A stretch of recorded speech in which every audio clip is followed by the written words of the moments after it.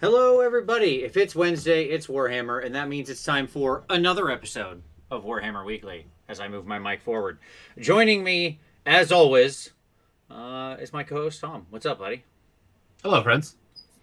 So, Tom, today we're going to talk about shooting, something I know is near and dear to your heart. I love shooting. Yeah, indeed. I'm wondering why. There it is. Okay, finally caught up. Well, YouTube's really behind today because I have it loaded up and it hadn't started yet. I was just starting to get worried, but now it's working. All right. Anyway, so we're gonna get into shooting today. We're gonna talk about it in all of its many facets and why we're in the shooting meta. Why this is we never really got into the horde meta #horde meta, but we are in shooting meta. What do you mean we never got into it? Never happened. It was out there. Never happened. You are such a liar. Wow. I'm gonna say it was all a myth, all an illusion. But we're definitely in the shooting meta now, as I think we'll talk about today. But first, the news. All right, man. What do we got? We got some stuff. Start with the rumor engine. Rumor engine, of course. Rumor has it, yes. So I've got it up on screen, and the first thing everybody said was that it looks like the skull from the shoulder of the Ironjaw's Megaboss. Sure. Okay. I can see that. I have a better idea. I agree. This is definitely not that type of thing. But go ahead. I'll let you go. You go ahead. I think it is a skull. Okay. Of a squig. Okay. On the helm of a ship. No. Okay. Of what? A vampire pirate? Vampire pirates for life, baby. It's just every rumor engine. Everyone. We got else now. Yeah, sure. Where do we go here from here? Clearly vampire pirates. Boy, vampires. Oh boy. I'll tell you what. Okay. No. It's not a skull. Let me tell you why I can prove that. Okay? Okay. One, look at the way the thing is wrapped around the teeth. That is flesh, not bone. Look at the sheen in the top left. Their white paints are matte. They don't reflect like that in that kind of a satin shine, meaning this is not a white color. It's a different color. Look at the way that you can see the highlight along this ridge line right here. If it were white, you would not see that strong of a ridge line there because it would be they don't shade white like that. They don't highlight white like that. They smooth shade it and highlighting and okay, fine. I'm revising. Sure. Okay. It's our squig airship. Yeah, it's not a head at all. It's an arm. And in fact, it looks very much like the I don't know what they were, like obliterators or something like that or whatever. There's a 40K thing that had little fleshy arms. Don't make me bring it up. You know what I'm talking about. No. Like a marauder, like a Warhammer. Yeah. I mean, that's very much what they had. Yes. Do you remember when there was a claw and we all thought it was a claw? Yeah. And it was like, oh, neat. It's like a Slanesh thing or whatever. But then it turned out to be that chaos dude. Yeah. It's that kind of a setup. So is this not like a symbiote crab claw vampirate mutated thing? No. It's a fleshy chaos arm for some kind of chaos model. It probably you gotta 40K. You gotta ruin it for us. They also tend to favor that kind of like pinky flesh with dark bones when they're doing those kinds of chaos models. Boring. Yeah, so like a Tyrannid claw or a chaos claw or some 40K thing that has fleshy protrusions like that. That's what it is. But they purposely took the square of the picture that makes it look like a skull. Yeah, with what looks like an eye. Yep. Yeah. Even though it is, in fact, not that thing at all. Boring. So, and just to recap, flesh, not edge of teeth. That's not how they do. That's not how they model bone. Teeth, like teeth on the edge of bone. Shine up here that would not be present on white things that are made of bone. Edge highlighting in this type that would not be showing like this with that level of contrast on something that was bone. So there we go. Boo. Yes, it feels like Autumn Lotus said another greater possessed model, maybe. It feels like that kind of thing, which is, I think, what, Tom, you were referring to, because they clearly borrowed from the old concept of the possessed when they made the Marauders in Warhammer Age of Reckoning. Yep. Yep. I would love to see the return of the Possessed, by the by. That'd be super cool. They were a neat kit that, they sort of died several years back. It'd be a neat return. So that'd be cool. That's what I have to say. Keep in mind, by the way, we are very zoomed in here. Like, yes, of course. Super zoomed and in. You can see that on the highlights. Yeah, the fact that I can actually see this tiny mistake in a brush stroke, right, Yep. for what was done with undoubtedly an Yep. ultra fine brush, tells me that we are definitely way zoomed in on the model. Yep. Yeah. So, anywho's, that's what it is. Not a skull, not anything like that. That's what it is. So, cool beans. What else we got? Giants October. Might be October. We said last week they're September because we got the thing on Facebook where they spoiled that said the Lumineth come out in early September and the Giants will be along shortly after. Okay, great. Yeah. Awesome. Shortly after is apparently a month. And reasonably, I had assumed, but it was an assumption, that meant great. Giants in September, right? Shortly after. I think we need to redefine what shortly means because I don't define a month in those kind of terms. But at any rate, so be it. The reason we think this is because they spoiled the 2 new Black Library novels that are coming, and the Lumineth one seems to be on what we understand to be probably the first pre-release date for the rest of the Lumineth, which is the 5th of September, and the Sons of Behemoth audiobook Black Library novel thing, whatever it is like the 10th of October. So if they decide to align it like that, then there you go. You know, that would mean no Giants until October. So there you go. My hope is that's not true. I'd rather see these guys sooner than later. This will be one of the longest times we've gone knowing an army existed without it being present and released to us. And we're all curious how this model is going to work. So, I say this army, this model, it's basically the same thing. Yeah, the one box. Yeah, the one box plus it's one old kit that frankly is aging and should have been replaced, but that's okay. It can be replaced. There are plenty of other things to replace it with in the world. There you go. There you go. Obviously the new White Dwarf is dropping, or it's on pre-order this weekend, dropping next week. We have new Jaws of Mork Squig rules, new battalions. Yes. I mean, okay. Hey man, I'm just saying, looks pretty interesting. I would be more excited if I didn't know it's going to go away in 11 months. That's fair. Like, that's totally fair. And one of the things I wanted to talk about, you're not wrong, okay? Yeah. Like, I see those now and I'm like, okay, what handful of events am I going to be able to get those, those rules in on a play with? And I'm just like, they're in the best position. Like, this is the time you want rules in White Dwarf. Sure. Because you're getting basically the maximum amount of time on it. If you get rules in White Dwarf in next May, forget it. They might not as well print those. Sure. Right? Yep. Because then the GHB comes out a month later and they're like, well, that's not legal anymore for tournament play. Obviously, all these things are legal for match play. They're just not legal for tournament play, as it were. Right. And so, I mean, I do love the ability in the battalion, the Moonjumper Stampede that they previewed is like really good. All of the gobs, all the gob attacks, like the fang-filled gobs, the massive fang-filled gob, and the huge fang-filled gobs, all get +1 damage when they charge. Like, whoa, that's a lot of extra damage. That would be amazing if it ever saw competitive play. Yeah, well, I mean, it will, because here's what I'll say. If you've already got a Squig army, like, I only tend to, and you and I basically do the same thing. Right. We run an army for about a tournament year, right? And then we make a new army. We make an army. I make an army for a season. Right. Yeah. So it's actually not that bad to only have a rule that you really like for a year. Like, my point being is if you were in for Squigs, and you already had the army and this drops, you're great.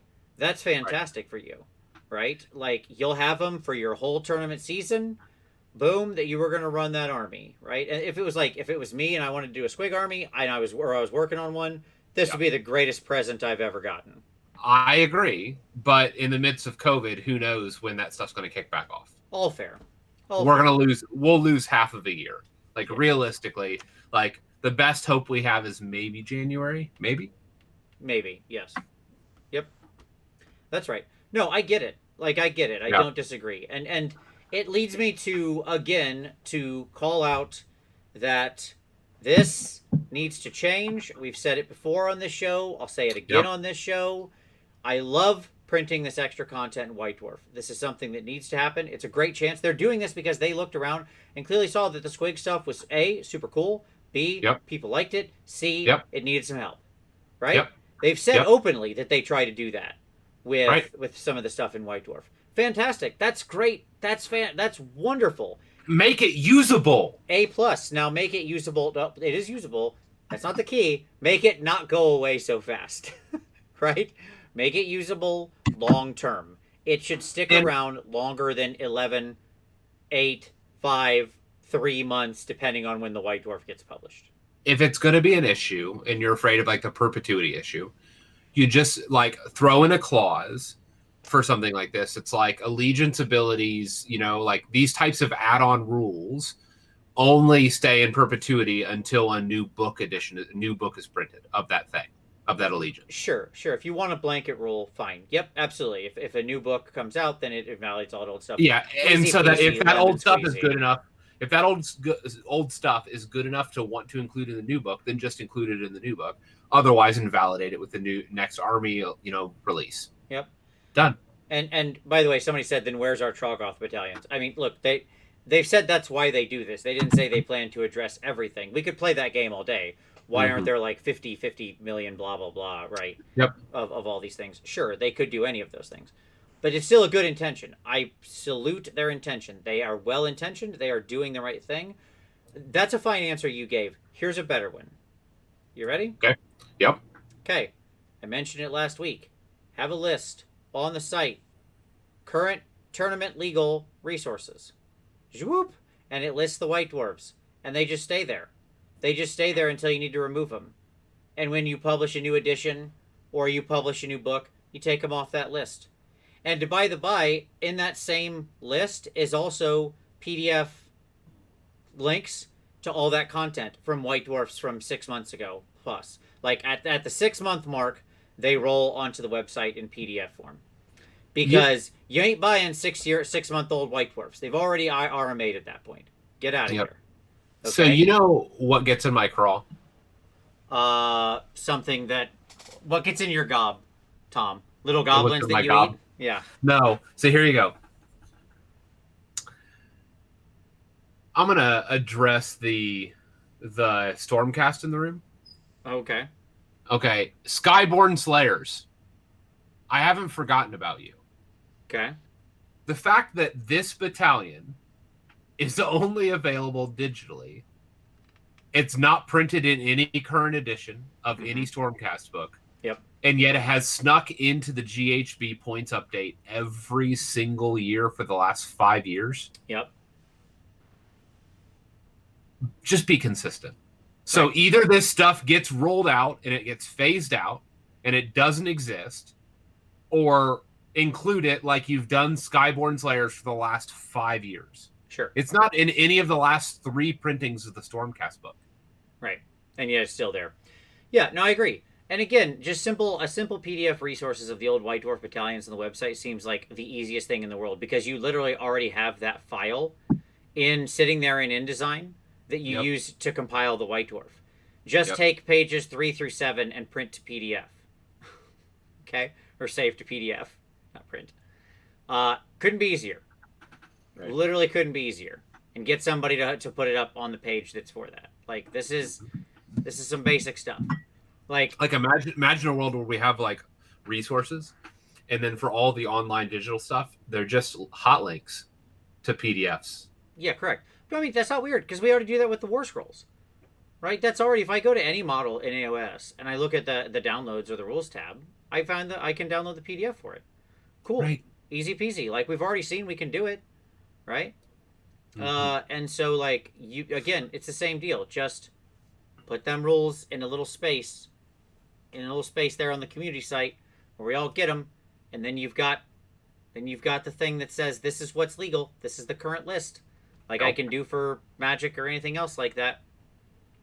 And there you go. So easy, so simple. But anyways, despite all that, I do like the Squig stuff, and it looks cool. And that one battalion they shared was awesome. So sure, but yes, ultimately they need to fix that. But nonetheless, if you're a Squig player, you're excited right now because you're about to reinforcements incoming, right? So that's cool. Yep. How can GW make money off of it? I'll tell you very simply.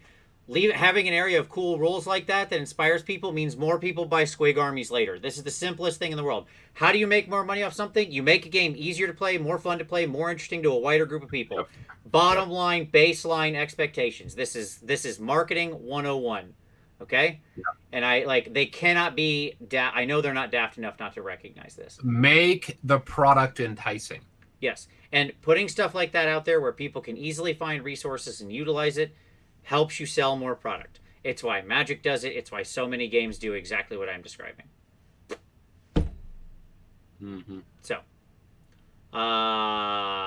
there you go. Anyways, and like I said, I don't mind if they only want to keep them for some amount of time, but there's no reason they have to keep like one tournament cycle. Sure, maybe that's how long they're legal, but the White Dwarf that gets published in May that has AOS rules, which by the way happened, right? Right.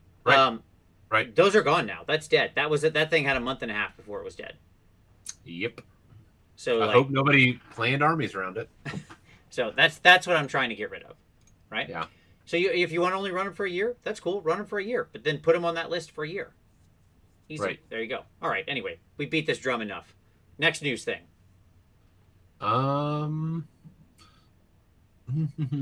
Underworld's Doc and IJ warbands dropping. Yeah, the new Underworld's Daughters of Cain and Ironjaw's warbands, the 3 brutes, or the daughters there. Both of those look amazing. Absolutely fantastic sculpts. Obviously, we've gotten them spoiled a little while back, and we did know they were coming in August, and now this will be the weekend. So, super cool. They just have pretty models. They really do. They really do. I think I probably want to eventually pick up and paint both of these. Of course you do.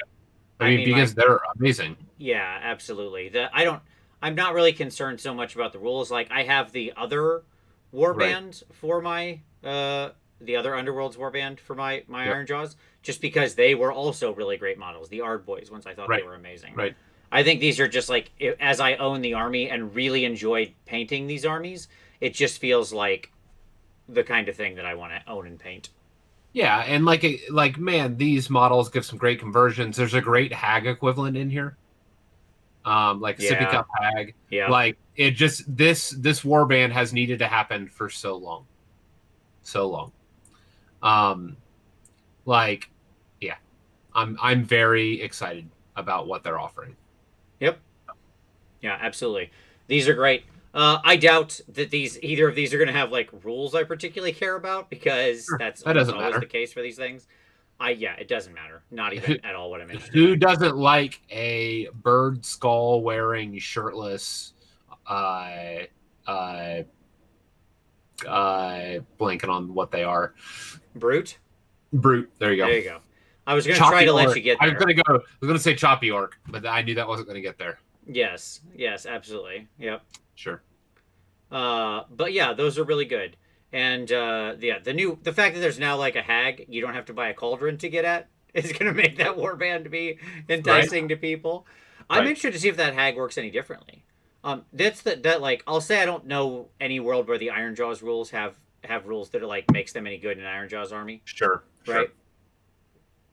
But the Daughters one could actually be like, it could end up like a Grashrak or something like that, where it actually ends up useful. Depending on the rules. Yeah, depending on what that hag is doing and what the other people in the warband are doing. Because she has the right keyword to actually be included in battalions. Yep. Correct. Because the battalions are all keyword specific, not like unit name specific. Right. So like some of the stuff that gets added with the different covens. So there might be actually gas there. Yeah. It's like, let's not discount that just yet. I'm just saying I don't care. Sure. The models are amazing. It's worth a buy either way. But that Agreed. one could have some potential. Yeah, so we'll see how that shakes out. I'll be interested. I think we'll get the PDFs this weekend when they go on pre-order. I think it'll be this weekend or next weekend. I don't remember when they put up PDFs for that stuff, that kind of stuff. But yeah, super cool. Same reason I'm interested in what the Doc Warcry warband ends up with. Yep. Oh yeah, Because yep. I want to see us get some sweet assassin stuff, and a lot of those people look like they're like leaping in shadows and being teleporty and movementy and stuff. And that if that's like a unit of 10, that could actually be interesting. Right. Because that might be one of those units, just like all the Warcry stuff. It's like you take it in 9s or 10s and you can build it up. Yeah, the challenge there is going to be, even if it is a high mobility unit, like in a daughter's army, it's competing with harpies, which they have great. They have, like, I'm just saying, they have great teleporting bodies. Now, if they can re-teleport, that's what I'm saying. Yeah. If they could re-teleport, imagine it was like a relatively cheap unit, just on 4s, like the standard 4s and 4s all these Warcry warbands are. But every round, it can just like teleport itself around the board. Sure. So it ends up functioning like a free Calibron. Yep. Exactly. Yep. Yeah. That could be like things like that can make that kind of stuff really interesting. So yeah, I would agree with that. Just like the Untamed Beast with their pre-game move, that sort of stuff. Okay, cool. What else we got? Let me pull up the sheet. Speaking of orcs, we have Blood Bowl orcs that were revealed. Yeah, I just wanted to shout these out because these were, again, amazing sculpts. Like, I don't play Blood Bowl or care about Blood Bowl, nor will I ever care about Blood Bowl. But those new orcs were fantastic. I don't know if you saw them, Tom, but they looked really wonderful. Nope. That's fine. If there's anybody who likes sort of the more traditional green skin flava, the flava sava, then you will be happy as a clam with this stuff. So they look really good, and you could easily use them as as stand-ins, proxies, whatever you want to say, for like your Ard boys or anything like that. They're clearly going to be in that size range and could be really cool things. So just neat reveal. I don't think they come out till the end of the year, like December. Right. But nonetheless, very exciting. Like, the sculpts were beautiful. The most recent round of Blood Bowl sculpts, the Empire ones, we didn't really talk about much before this, but and these new Orc guys are really just fantastic and are showing what they can do when they apply their current level of modeling skill to even sort of like old worldish concepts. So yeah, also a note, I mean, people may not care about this, but the Mortal Realms like subscription thing is launching in Australia. No, that's neat. Which is amazing. Like, I don't know if other people, like, I loved it so much that I had 6 issues of the first issue or second issue, or the 10 free chain rasps issue shipped to my house. And I'm super, super sad that we can't get it here in the U.S. Yeah, I mean, you had somebody actually send them over to you. Yes.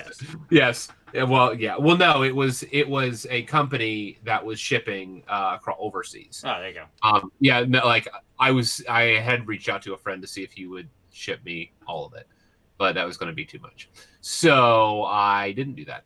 But I say that to say, if you're in Australia, this is something to check out, because the Mortal Realm, it's a super deal. Like, it was the equivalent of like $5 for 10 chain rafts, like a $45 box from GW, and it's the exact same sprue. It's incredible.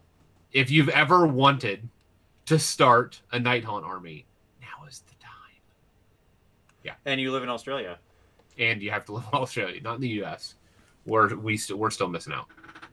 Well, that's fine. Someday we can dream that someday we'll get whatever version of that is over here. So there you go. Yeah. All right, cool. I have one more news thing, but it's something that I wanted to talk about. Sure, Vince. Go ahead.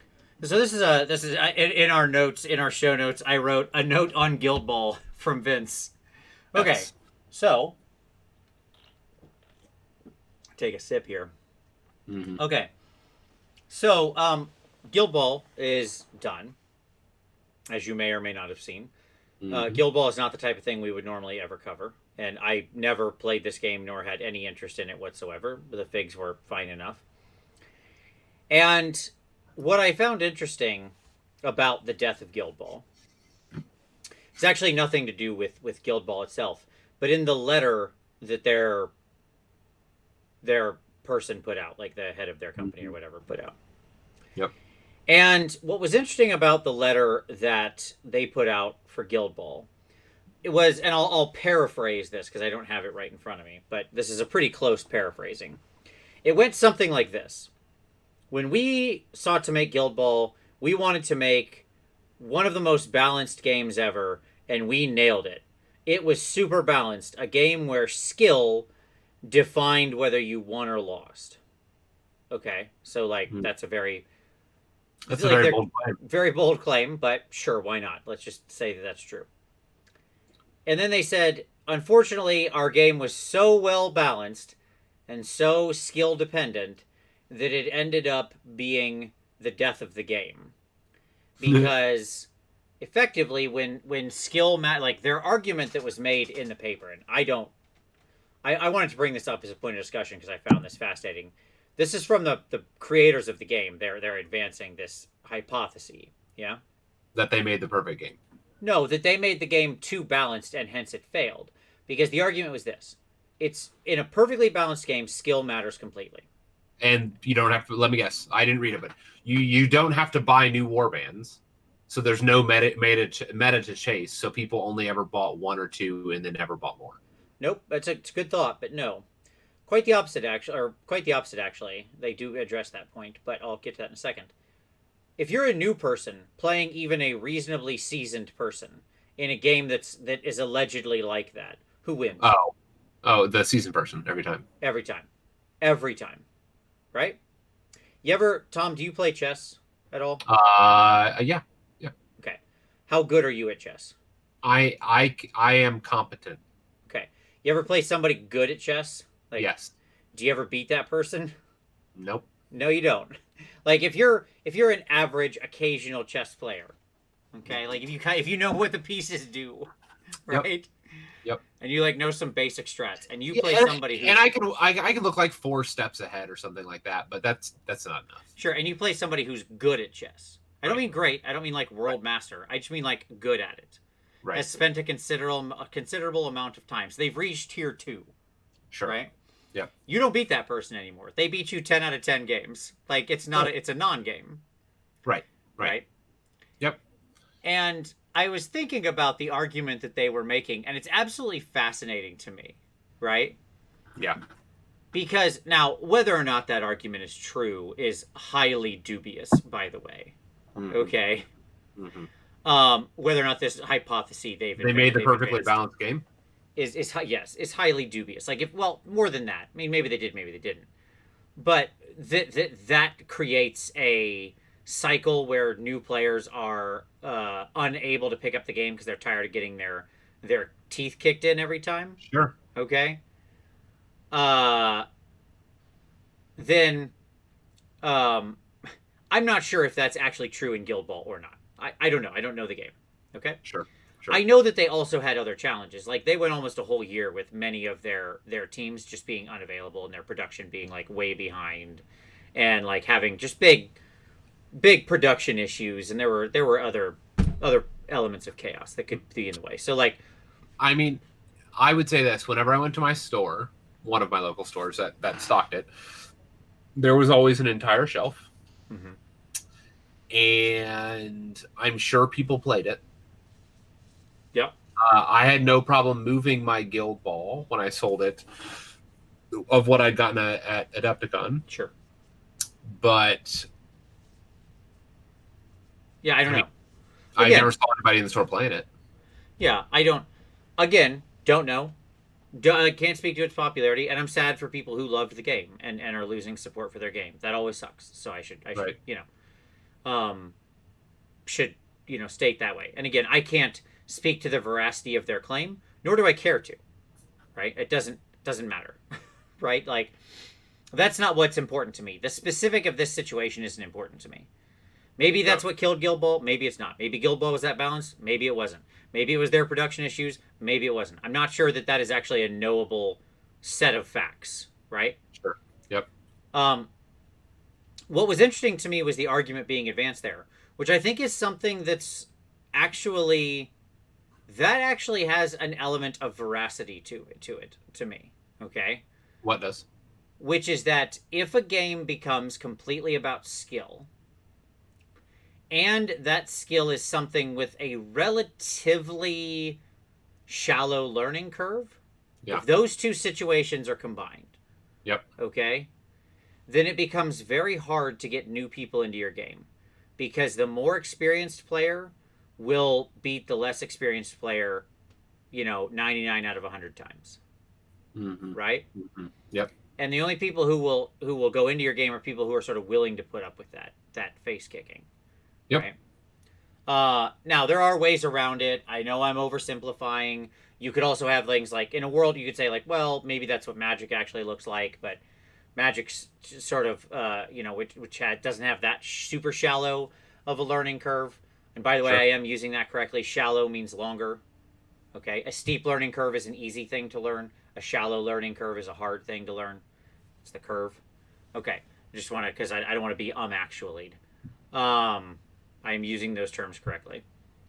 A steep learning curve means that it's very hard to learn. No, it does not. You're wrong. It's the opposite. A steep learning curve means it's easy to learn. You can look it up. People use this wrong all the time. A steep learning curve means you learn fast. Think about what that means. That's knowledge gained over time. In colloquial usage, a steep learning curve means the knowledge in question takes longer to learn. A shallow learning curve means it is a nice, quick process. This is Googled. I understand. Those are incorrect. Like, the curve is wrong. This is something that, like, curve out what you're saying. The English language and usage. This is what's the meaning steep learning curve, and it is in informal usage, so popular usage. Hence, an incorrect usage. Yes, things can be popular and wrong. Well, not what we're talking about here. Okay. I just had to actually you. I'm sorry. I understand that, like, things can be popular and wrong. Things that take a long time to learn. How about we just do that so we can move on to the point here? Yeah. What's interesting to me about it is that there is an element of truth there. Like, one of the strengths of AOS is that sometimes very new players can beat very experienced players because the game is quite chaotic and random, and dice do decide a lot of stuff, right? Yeah. And imbalance can favor newer people. I mean, that's a fairly obvious statement, right? Yep. When you don't have to rely completely on skill, it means that there is more chance for the newer person to get lucky, right? So, yeah, it's interesting stuff. So it's just something that I read that, and I found it fascinating that the like makers of the game self-diagnosed it like that, right? That wasn't somebody from on the outside saying that, right? Yeah. And yes, it makes me hear them say that and be like, sure, right. But it was just an interesting topic of conversation because it did make me reflect on that the chaos of AOS is both it's a feature, not a bug. Right? That they do probably want to always keep some amount of randomness, and hence why I've always said AOS should have this fat middle of like 40 to 60, because overall that's more healthy for the game. But it's an angle on it I had never thought about before.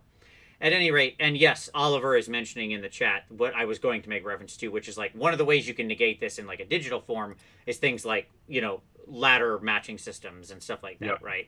Where people of sort of equal skill level can get matched. But that's not something that just naturally, organically occurs if you're at your local game store or, whatever. No, the bros that are grinding out tournament lists are grinding out tournament lists. And so they're there, Yep. Yeah. It was just an interesting element that popped up in the news that I thought was worthy of a little bit of discussion. So, yeah, there you go. At any rate, as I said, sorry for everybody who plays that game. It always sucks to see support for a game die. That's a shame. Yep. So there you go. All right. So, cool. That's news. Let's do some pick of the week. Tom, what do you got? You have a thing. I do have a thing. Doug from 2 Plus Tough is doing a bunch of Nurgle videos. He's done some 2 in the last week or so, and he has some more coming next week. And I want to encourage you to check it out. It's got him so excited. He's he's refreshed his Nurgle army. Yes. And so hopefully he can get you excited for a similar project as well. So check it out. Yes. So, in fact, he's so excited about it, he's going to come on the show next week, and we're going to talk Nurgle. So there you go. I beat him by a week. There you go. All right. So I would like to recommend my pick of the week. That is to say, is the most recent episode of Trapped Under Plastic, Scott and John, or Miniac and John Ninus's podcast. This is sort of a twofer as well. I thought it was really interesting. They were talking about beginner sort of painter mistakes, which I thought was cool. They covered a lot of stuff that I found to have a lot of truth to, and I thought it was really interesting. So if you're sort of an early hobbyist on your journey, I thought that was a really nice discussion they had about that. And at the same time, John, the other half of my pick, John Ninjon, as his channel is known, he put up his first painting video. And of course, he paints a Space Marine in his first video. But we won't hold that against him, because he was painting he was talking about painting with true metals, which I love. And he was painting using Vallejo metal color, which is correct. So, big shout out to him for getting his first video up. I know he spent a lot of time on it. So I'll throw both of those links down below. Yeah. All right, man. Let's talk about some hobby time. You got stuff on your table behind you, Tom. This week you have actual models on the table behind you. It's true. Mm-hmm. I was just selling stuff. I was gonna lie and be like, "Look, Nurgle," and then no, I'm just selling stuff. You're just selling stuff, huh? Yep. That's all? Yeah. Okay. Just sorting through, just moving some old product, Yep. Getting the job done. Sure. All right. Any inspiration to hobby yet, Tom? Nope. I'm gonna clear off some space. I mean, in all honesty, I have a huge here's a true talk, some straight talk here. I've watched our 4 kids all day, every day. And all the free time that I've been doing, I've been solicited to write a chapter in a book, and I'm trying to and I have a deadline at the end of the month. And so all of my free time is spent doing research and writing when I'm basically not with my children. And so I just haven't had any hobby. Yep. That's fair. I mean, it's one of those things where, yes, you being stuck in there, imprisoned, one might even say, with all your children, and trying to actually work on your professional stuff. There you go. Okay. Yep. All right. So fair enough. I agree with Manzak. You got to get some time, Tom. I need at least an hour a week. You should be you're doing your eBay stuff, so I'll give you minor credit for that. Cleaning out old stuff is important. It needs to be done. But once that's done, you need at least an hour, 2 hours a week. You got to get painting on something, Tom. The people are looking to you for hope. I know. Right, in these dark times, and you're letting them down. Mm-hmm. So I finished up this guy, Sigvald. He's all ready to go. Got him all done. This dude is super fun. I've painted this guy many times, but I still love painting him. He's just one of those figs I like painting. And now I've got this guy on my desk, and I've got him all primed up and ready to go. This is the big Loon Boss on Cave Squig. Super fun fig. So I'm excited for this guy. Quite good timing there. Yeah, indeed. It's not for me, but it's for somebody else. And yep, this guy is just such a cool figure. This is really such a solid sculpt. As I was putting him together, and stuff. He's so smooth. There's just a bunch of little details on him that I really like the way the goblin,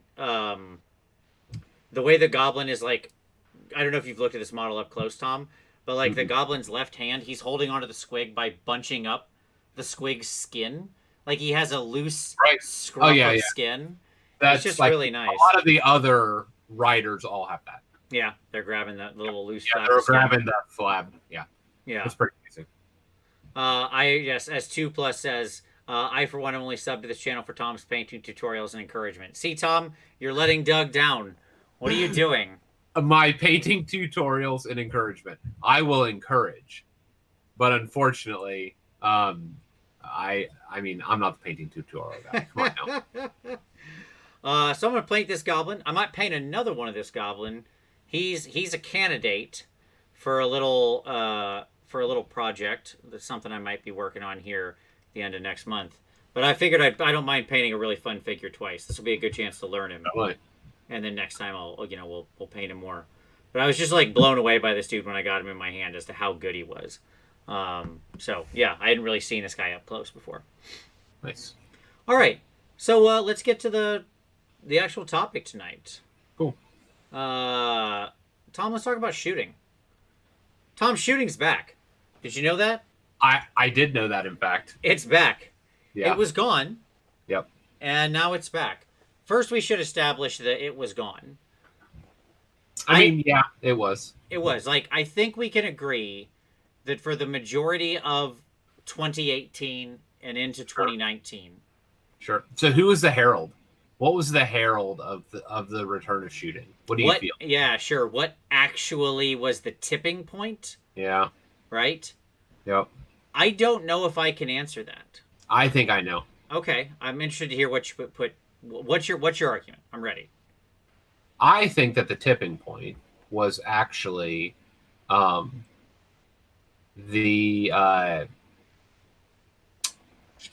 OCR. Because of the catapult, because we got our first like real our first artillery. Like we got a taste of it, yeah. Yeah, sure. Yeah, I mean maybe we can talk about that and what we think has changed the meta, because to change really the experience of the meta, you have to have a certain density of it. Yep. Right. Yep. And I don't disagree with 2+ either. There, where he said rerolling ones. Jack was the herald. Yeah, he's been on this train for a while, but like. Other than what Jack was doing with some occasional, arguably probably questionable shoot cast, right? For the majority of a year to 15, 18 months, let's call it somewhere in that range, melee armies dominated the scene because there wasn't enough shooting to stop them. What was there was weak. You looked at your top armies, and the top armies were the ones that could run across the table the fastest, hit the hardest, and take the punch back the best, right? So this is Hagnar Dock, this is Slanesh, this is FEC Gristlegore, this is, who else in this time? Things like that. Yes. So there's other examples there. Oh, and of course, like Iron Jaws and stuff, who were always around that whole time as well. Yeah. Yep. And I think that some of that was largely because those armies, of course, had a preponderance of, like, really good buffs, sure. And like melee synergies, like the Kumquat or the Ghoul King on Terrorgeist, as he's formally called, but we call him the Kumquat. The Kumquat can hit like outrageously hard, right? This is a model that can easily lay down like 40, 50 damage on a unit in a turn. It's not a stretch. Easily, yeah. Right? So a lot of that being mortal wounds. Yep. Okay. That's not like an outside statistical probability for that to happen. Yep. A giant unit of witches both hit super hard and made a ton of attacks, but was also like remarkably consistent and remarkably durable. Right? Right. Like it could, because of its like, if it was in the range of the Cauldron in melee, it would be like 4 up, 5 up, 5 up. Yep. Right? Which is just ridiculously difficult to pound through. Right? Yep. Iron Jaws were just super fast and could fight sort of off turn and in weird ways, whichever allegiance we're talking about, right? But they were generally scooting around the board and putting their whole army into somebody whenever they wanted. Right. And so these and Slanesh cheated, right? It just basically like would make you fight last and then hit you real hard twice. Yep. Right. So these were like undoubtedly good buffs. Because you might Right. say, okay, well then, if it's all about like synergied melee armies dominating that time, why didn't Khorne rule? Well, because Khorne honestly has it has bad synergy. It has to work really hard for when comparing to these aforementioned armies, right? Yep. As we've talked about many times, Khorne plays the opposite of how it should. Khorne should be like Khorne should be like the everybody for themselves army, almost no buffs, Yep. almost no synergy. Just run around and hit people in the face. Everybody should be punching way above their weight with as like independent operators. Why does a Khorne hero inspire Khorne people? Why would they care? Why can't you do like run and charge? Everybody should be sure, but I mean like some units it should just be like a raging horde of maniacs. Yeah, that's what I'm saying. Yes, and they should all be just like, but you got to keep them away from Ironjaws. Okay, so like we can talk about ways to do that. This is the Khorne show. Yeah. We'll fix Khorne later. Anyways, undoubtedly now, if you look at some of the recent tournament results, Tom, have you been watching some of the recent tourney results from around the world in places that can have tourneys, or does it just make you sad? It just makes me sad. Well, Tom, I have good news. Okay, hit me. KO are back, baby. They're back. I knew that. Yeah, like, yes, I am involved in the KO stuff enough that I know that it's a real thing. Yeah, they've been showing up in the top 3 of most of these tournaments, be they one day or there hadn't really been much. Only have 2 days, so it's a little bit limited right now. But they've been showing up a lot. Seraphon are still showing up, largely still on the back of like Sallies and Skinks, both of whom can put shots up in the air. Yes, they can. And so what you see is that like these power projection armies are really, really ending up placing well right now. And comparing favorably to the old melee synergy armies, right? That would rely on like, here's 2 people, buff that unit or something and go, right? Yeah. Oh, well, as somebody said, Eels won the event I went to. Nothing is surprising about that. IDK is the forever army because they they always compare moderately favorably to every list. Because eel spam is just like always moderately good. It's just the right answer. It's this weird the eel spam is sort of this kind of weird meta list that can like shoot the angle on anything. Like it can tackle shooting lists, it can tackle melee lists, it can like castle lists. No matter what they're aiming to do, eels are generally a pretty good matchup against it. So IDK is fascinating. Not shooting, but fascinating. Anyways. Okay. So my argument is you look at these tournament lists, shooting armies are definitely back. They're winning events. They're top 3-ing. Right. And so who do we think is best positioned in this meta to actually take advantage of this? What are the armies that we think are going to do this, and what are they doing it on the back of? Yes, I agree with Will C. real quick, who said more teamwork for the Blood God. There's no I in Khorne. A+. Yes, absolutely. Teamwork does make Khorne's dreams work. Anyways, so Tom, what are the armies we're talking about here? Who are our folks that are in the shooting meta? Yeah, that are in the shooting meta, and we're going to see showing up. We mentioned a couple, Zinch. but why? Zinch. Okay. Because teleporting flamers are still teleporting flamers. Sure. I mean, they're going to struggle to get all that into the battalion, like just because of the way that life is right now for Zinch. But they still have shooting. KO, obviously, I think that KO are going to be the kings of that new world. Mm-hmm. Because almost their whole army can teleport every turn and lay down a decent amount of suppressive fire. Yep. There's just like they can generally there are certainly exceptions, but they can generally pick up, land, point, click, kill a unit they point at. Yeah, and then leave. That's a true statement. Okay. Are we counting cities in this list? Because I would.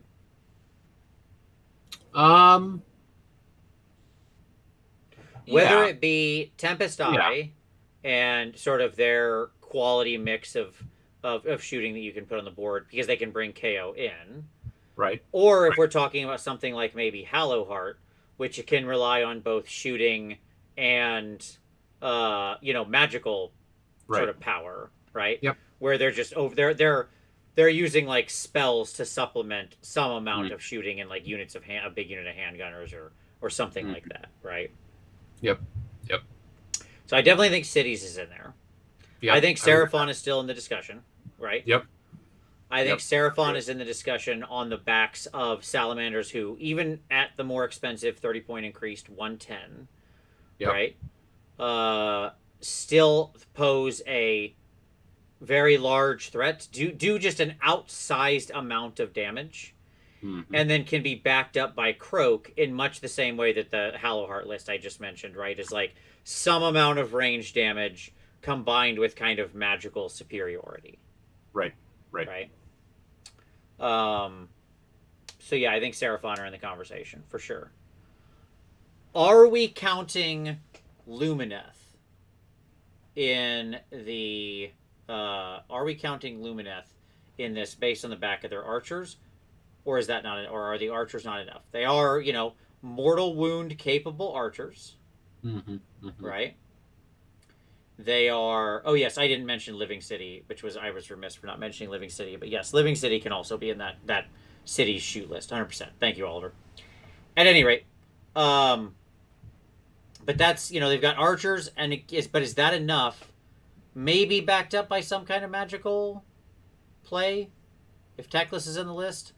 What's your read on that right now? Are they going to play in this space? Yes. As they are right now, absolutely. Yes. Okay. What makes you confident that the archers will be enough? Because they are still fairly expensive, right? And as we said in our Lumina show, it's probably the kind of thing where you'd have, maybe like at most 40 on the board? Not that that's not a lot of shots. That is when you can gen off mortal wounds. I think 40 is a safe number. Yeah. And I think that they're going to devastate. Okay. Are you saying Teclis in that list or not, or doesn't matter? Teclis in that list. Do they need, because they don't have a lot of other range? I don't think they necessarily power projection. I don't think they necessarily need Teclis. Okay. No. Okay. Like you can get there on sort of cow mountains or whatever, mix in, and like that's your melee frontage, and you're just using the archers to like shoot down the key critical pieces, like remove the synergy heroes, and then your melee people do the work. Is that your argument? because I mean the meat of the archers is having a block of 20, be able to re-roll all hits to roll into the mortals, and which they can self-cast, right? And so they don't need Teclis in the right city, or like in the right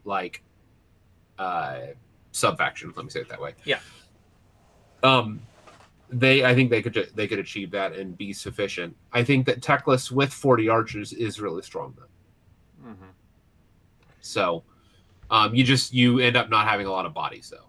Like that's just the consequence. Of course. Yeah, you're gonna be very limited. All right, let's talk about who's. So I think is that the list? Is there anybody else who's really authoritatively part of this list? Who's sort of their winning strat is on the back of shooting? You understand what I'm saying there? Like, not that I'm not saying like they don't have a shooting thing, because arguably Boulderhead Maw Tribes has some shooting things in the army. They have little blood vultures they can send out on a 2-up. And their Thunder they probably have a Thunder Tusk that can do, snowball shooting. And look, it's not nothing, right? Even that will like remove a 5-wound hero. If you've watched some of Doom and Darkness's recent games, he's been like picking off heroes just by like massing them with blood vultures and then doing some snowball or something to finish them off. Is it reliable? No, but it works. It'll get 5, 6, 7 mortals into them, and that's doing the job. Is there anybody else you think of that needs to be in this list we're not mentioning? Like, I've got some near ones, but I'm interested. Like Okay. I have a Hit tier me with 2. your near. Hit me with your near ones. I'm Okay, curious. here's my tier 2. You ready? Yeah. Yep. Where like, and that's why I said Lumineth for me. I'm not sure they're actually part of tier 1. Sure. Okay. Sure. They might fall into this tier 2 where like shooting actually isn't the main strat. They just tend to play in more of a mixed arms, but Sure. many builds of the or many builds of the army will have some shooting in it. Okay? Yep. And that can be used in a minor way to remove minor problems. Like KO can remove major problems with their shooting, right? Like they line up against Techless. That's a great day for them. They're like, well, this guy's dead, right? Like, I'm gonna shoot him. I'm gonna shoot that other thing to death. That cow guy's dead, probably. I'm shooting you. I'll wait on you. You're cool. I'm shooting you. Right. Yeah, absolutely. So, okay, here's my sort of tier 2, right? Yep. Okay. So number 1, Skaven. Okay. Just because of lightning cannons, or do you think because of the some of the other options? Yes, some of the other options. Lightning cannons, but it should be noted that we'll talk about the implications of this, like of the shooting meta, because there are lots of implications, and we'll get to that in a second, and what its knock-on consequences are. Warp lightning cannons are decent, but they need engineers to make them run at full efficiency. Yep. Giselles are scary as all get out, but they are very fragile themselves to counterfire. Acolytes are straight up incredible, but their shooting is extremely short range, although they can run and shoot. And they are the glassiest of glass cannons, right? Like anything looks at them sideways and they evaporate. Yep. I agree with that. Storm Fiends are good, but like lack either the numbers or just what I want to say, like density of firepower. Right. Because of the sort of numbers restrictions. Like, they're good, don't get me wrong. I think shooting is part of almost any successful Skaven army. Right? But I think more than anything, Skaven played right now feels like a mixed arms force. Yes, it's mixed arms. It's not true shooting. Right. They can handle some stuff. They can remove some minor problems, but in the end, they still win through, like, a combination of, like, body blocking and swamping people and, you know, magic and other things, right? Yeah. Yeah, I would agree with that. Okay. So that's sort of that's one of them in my tier 2. I think OBR slightly just tips into this tier 2 if they're using catapults, because I think catapults are that good. Yeah, they really are. That you can just point catapults in mass. Yeah, like that many catapults in mass, I agree, are very solid. Yeah, I mean, you can just point. You know, if you got 2 catapults, you can just start pointing at 5 wound heroes, and go, no, that's dead. That's dead. That's dead. Right? And like, that's very realistically what's about to happen. Right? I'm going to kill that and that and that, and then at the end of the turn, that will come true. Okay? Yes. Now, again, but they can't win the game on that alone. A couple catapults don't win the game, because those things can get taken out quickly, can get removed from the ability to basically shoot at all. Right? And then the other one I would say is the aforementioned, like, Boulderhead Maw Tribes, who have a little bit of like shooting-ish effects. They're the weakest of this range. But I mean, there's a lot of armies that basically have nothing in the way of shooting, just don't have any ranged sort of power projection at all, right? You know, like the Ironjaw's half of War Clans, the other half of Ogres, and don't talk to me about Lead Belchers or their cannons. Those aren't real.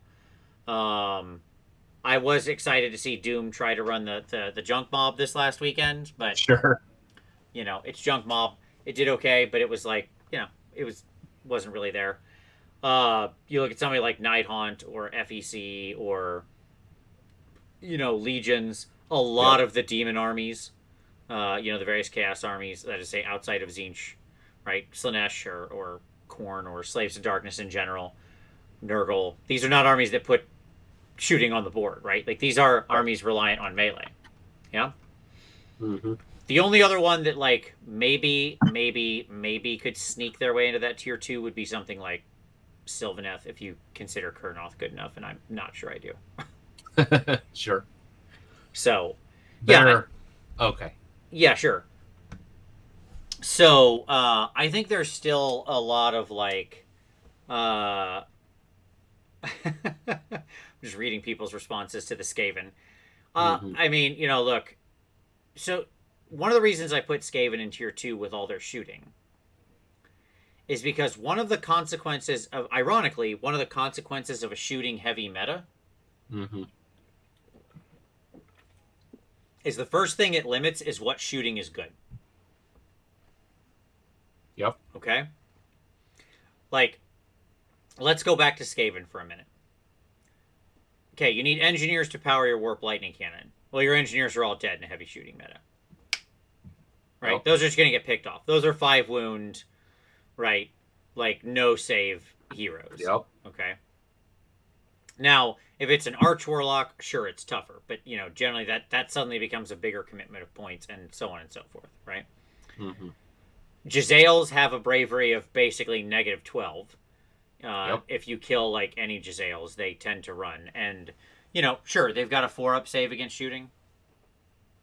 Okay. Hmm. Like, that's it, right?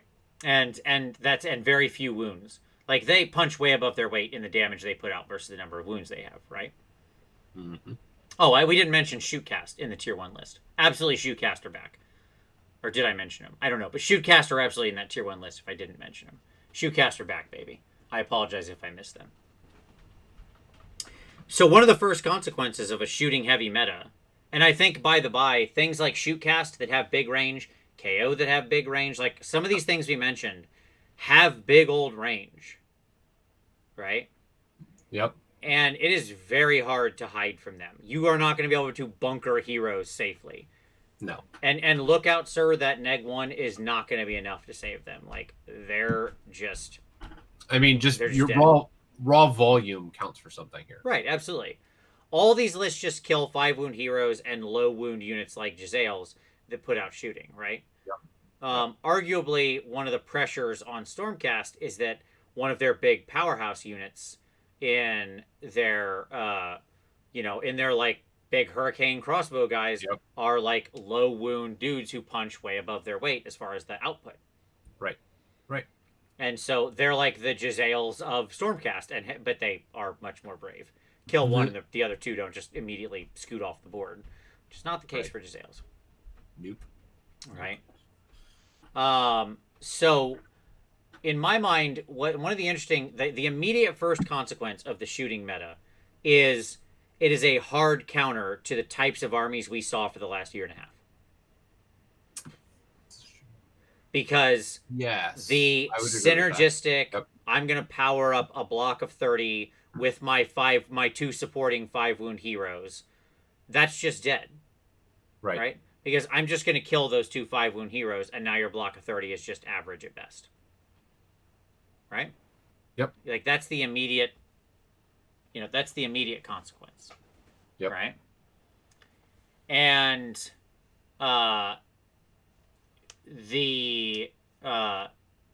does it always happen at the top of one? No, absolutely not. Sometimes you have tricks to stay off board or to bunker, or you have a lucky piece of terrain or something like that, right? We're not talking about 100-0 matchups here, right, Tom? Right. What we're talking about is what is the modal outcome.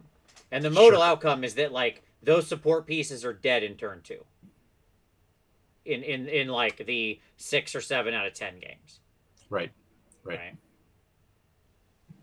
What are other consequences that are in your head about this? Like, as shooting comes to be such a big part of the meta. Like, what are the other things we would expect to see besides just the death of 5 wound heroes? The double turn is going to become a lot more important. Okay. Why so? Walk people through that. Because when you have a double turn with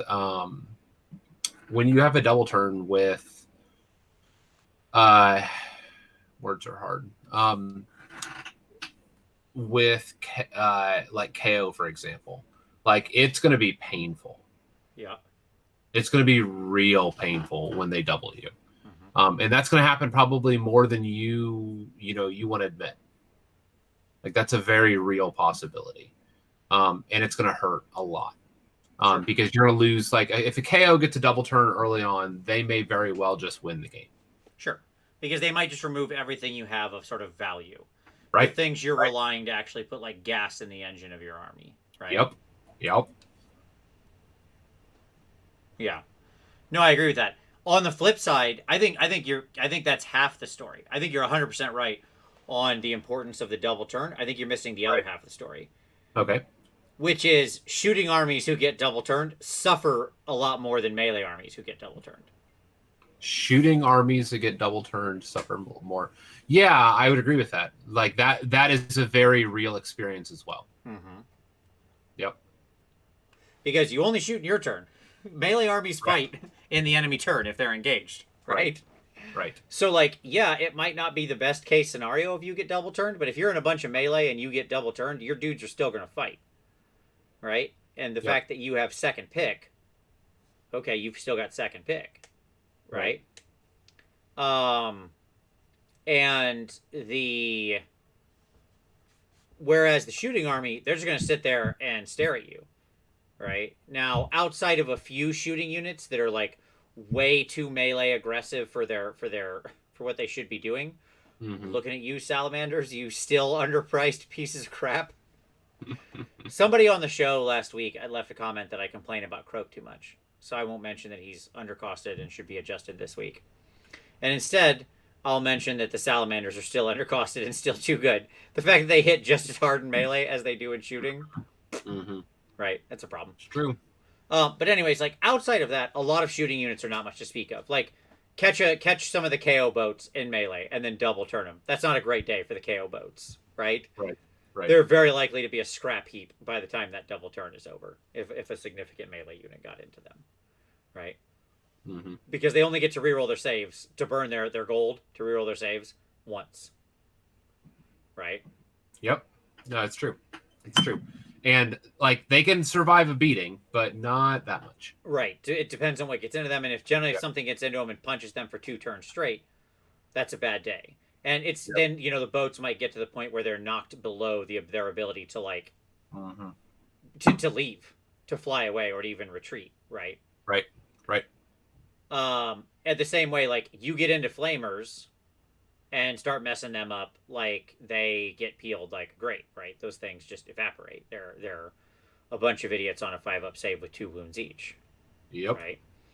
So a lot of these shooting units are very, very, and we don't even need to talk about like some of the Skaven stuff or things like that I mentioned. Like if those things get caught in melee, okay, those things are just dead, right? Like instantaneously, those things are dead. Same. Most of the Stormcast guys don't really want to be in melee, right? The Stormcast shooty people don't want to be trapped down in melee. They want to be moving on. They want to go ride the winds etheric or whatever they're doing, right? They want to be repositioning. So I think the double turn becomes so important because if the person gets 2 shoot phases at you straight, where you don't get to react or reposition, and they do, like if the KO boats get to drop on you, shoot at their choice targets, and then next turn pick up, leave, like drop wherever they want to shoot at their next set of choice targets, that's going to be a rough day. Yep. Right? So, yeah, I mean, I think that it becomes a swingier. Let me define it this way. Here's, I think, the summation statement. The more shooting armies are in the meta, the swingier the games become on the back of the double turn. How's that sound as a summary statement? Is that fair? Yeah, I think that's fair. Yes. Yeah. There's also the fact that once the melee people get in there, if they can double turn, not only can they do damage, but they can start engaging all the units they want, so that the shooting army is only shooting at the units that the melee army wants them to shoot at because they're now engaged. Right? Yep. So there is sort of there is a natural balance to it. But like a pendulum is a very balanced thing. That doesn't mean it doesn't swing really far on both sides. Right? Yeah, it's true. Yes, and as Coach pointed out, it can be worse if they also shoot in the hero phase. Yes, the shooty army will, some shooty armies also shoot in the hero phase in addition to their repositioning tricks, right? Okay. So, uh, here's another implication that I was thinking of when it came to this. Okay. Hmm.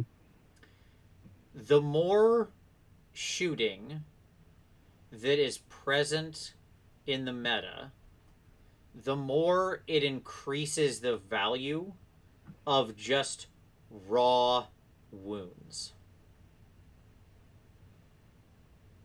Okay? Okay. Especially if those wounds are relatively durable to battle shock. Okay. Because what shooting wants to do, like, it's often very hard, even for most of these shooting armies we've talked about, to just through their firepower, like the way that they've balanced shooting in the game is such that like removing a 5 wound hero or a chaff unit or a 12 or 14 wound monster or hero thing sitting in the back, that's all doable. Right. Right? Right. That's super doable. But removing a even moderately defensive big block of wounds, right? A Yep. 10 pack of Blight Kings, packing Right. 41 wounds, right? Yep. Or 60 grots, right? Yep. Or whatever, like assuming that those grots are relatively resistant to battle shock for one reason or another. Again, the key is if the shooting army can hit you and actually cause battle shock, then they don't have to worry. They don't need to kill to a man. But the second they have to kill the units to a man, it becomes a really hard slog, right? Yep. So just massed wounds become much more valuable. So this is where stuff like high wounds bone splitters, I think, would have an increase in value. Maybe running in Big Wa, right? Yep. Yep. High, like maybe, it's a big maybe, but maybe the right kinds of Beasts of Chaos list.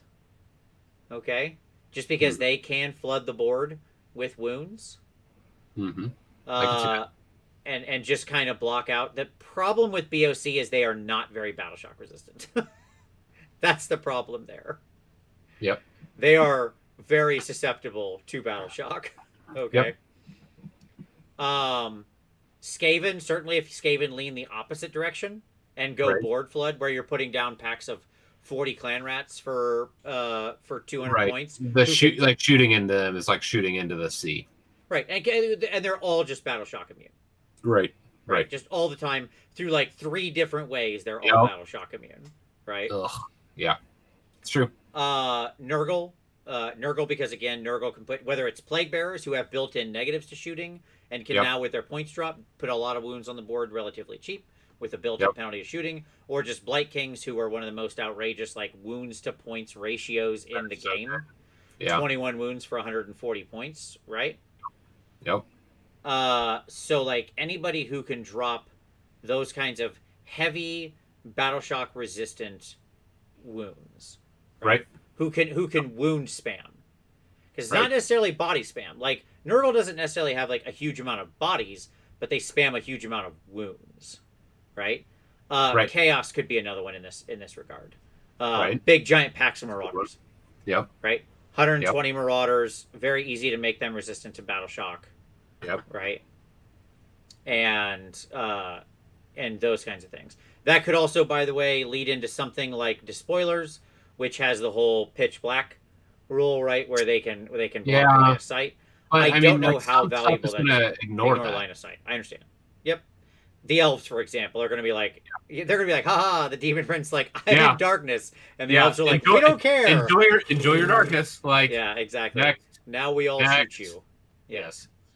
What's yes. interesting is like, so I want to respond to something Coach said. Coach said, well, what about like the Hagnar Witch Elf build? I think it's about the thing about the units that I mentioned there is that like all of those, especially you look at something like Nurgle or Skaven, Sure. where you can have overlapping massive Yep. areas of battle shock immunity. They don't have, if built that way, they don't have little pieces that can be picked out to weaken them. Right. Right. Whereas with something like Daughters, the cauldron goes down, the hags go down, and witches are just witches. And like witches without buffs aren't very good. Nope. They're They're not. they're very, very average. Okay. They're okay. Yeah. Absolutely. Right. Yep. So I think that like and that's one of the reasons I wanted to talk about Nurgle next week. So we'll deep dive on some of the things in Nurgle next week because I think Nurgle's stock is rising, but these things take time, right? Yeah. Like right now, shooting is going up. There'll be Like, natural responses to it, and I think you'll see Nurgle on the upswing on the other side of this. That's my prediction. It's a slow shift. Right. Yeah, like that's not something that moves quickly. Yep. What any other sort of knock on things that you can think of to this? There's another subject I want to get to after this, but any like tactical elements that you can think of. What about its interaction with objective play? Because shooting armies don't want to move as much. So the first thing I would say is this: like if you're playing shooting, you need to always add their range plus their movement. Mm-hmm. Sure. That's like a really big deal, and a lot of people don't do that naturally.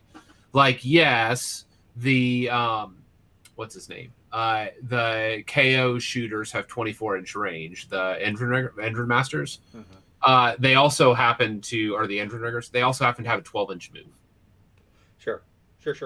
And that's a big deal. Yep. Like, that's a big gap. And so what I would say is like, make sure you're adding those things up because it matters. Yeah, I agree. And some of these units can move real far. I mean, this was the classic conundrum with Skyfires, right? This was what made Skyfire so dangerous. Not only did they have like a really decent shooting range, right, but they also had like an supreme mobility, right? They just moved so far, right. By the way, I still think Skyfires are overcosted. I actually think Skyfire should come back down 10, 20 points. Neither here nor there. Yeah, I don't disagree with that at all. Yeah. So, and I'm not generally one for points decreases, but I think that's actually one that should happen. Because there needs to be more viable ways to play that Tzeentch army. I would agree with that. I wonder if like, what are the big losers? Okay. Who are the armies that are coming out here as like the losers in this matchup? Okay. Because are we getting to parity?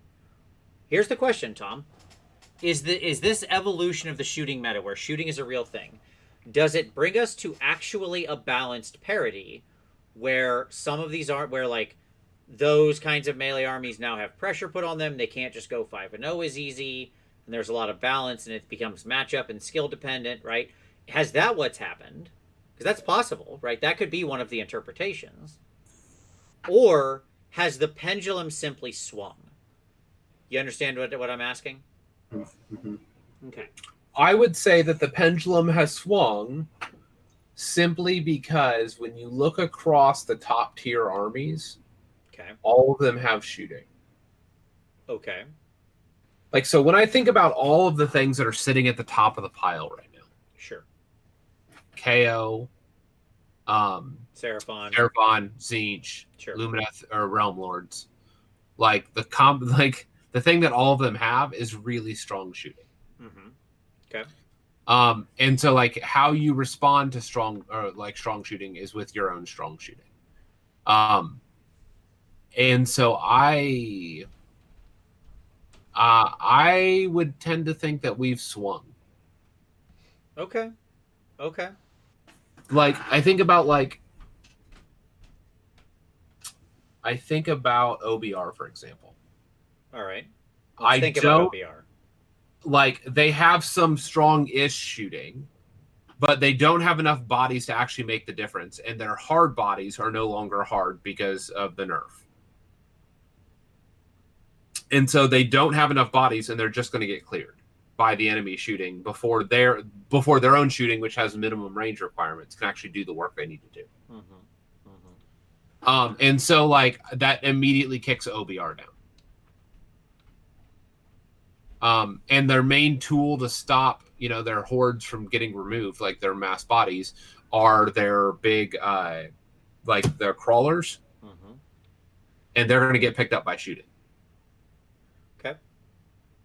And so I don't know of any real hard counters in the meta to shooting. Like your best bet would be Slaves to Darkness. Across the army, you have overall like either bodies or hard armor, and the option for a line of sight cutting. Sure. You can go Nurgle and go penalties to hit. Yep. So like you can put out incredible fast offensive power because Marauders have a like unreasonable threat range and hit like Mack trucks. I mean, let's not forget that like Knights have run and charge. Sure.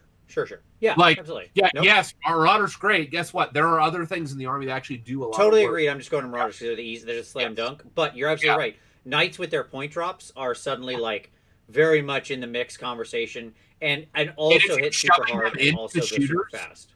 If you're shoving them into shooters, also not going to be a problem. Yeah, it's fine. No, like I want to make I'll just say it. What I wanted to say was, yes, it's a Big Mac truck in a tiny garage. So I agree. At any rate, it most certainly is. So, but I think there are still losers. Yeah. You're saying the pendulum swung kind of way over. Like right now, your counter meta would be an anti-shooting meta. And so like I think that Slaves to Darkness to me would be a hot pick. But I think there are just simply losers here. I don't think that Iron Jaws can get across the table fast enough. Okay, because it's a combination of the Iron Jaws, with the fact that like they can't take magic because in this meta their magic. No, I mean obviously their magic is dead. Right. You might as well not take your dumb wizard. But like Hand of Gork is a great like mobility tool that's just not available to them because of the teleport. You're paying 120 points to maybe teleport once, maybe. Right. I think that like Gloomspite is still losing. Okay. Like they even have some neg to hit like tools against shooting in their army, and I think they're still losing. Yeah, I'm not sure about them. I don't know what to think about Gloomspite. That's my honest answer. I mean, they've always been in a rough place. I don't know if their stock actually changes much or if they're just kind of in the same position. Right. I think that Nighthaunt are going to be a really interesting like middle place. I think that in general, Nighthaunt, even though like their armor save buffing, or their iron, or like their red negating, let me say it that way. Their red negating would normally be a boon in the against the types of shooting that we're seeing, which is like KO shooting and Salamander shooting. The reality is that all of their heroes are like 4 and 5 wound. That's it. Like their best heroes are their like named heroes at like 7 wounds. Nighthaunt are just going to get picked up.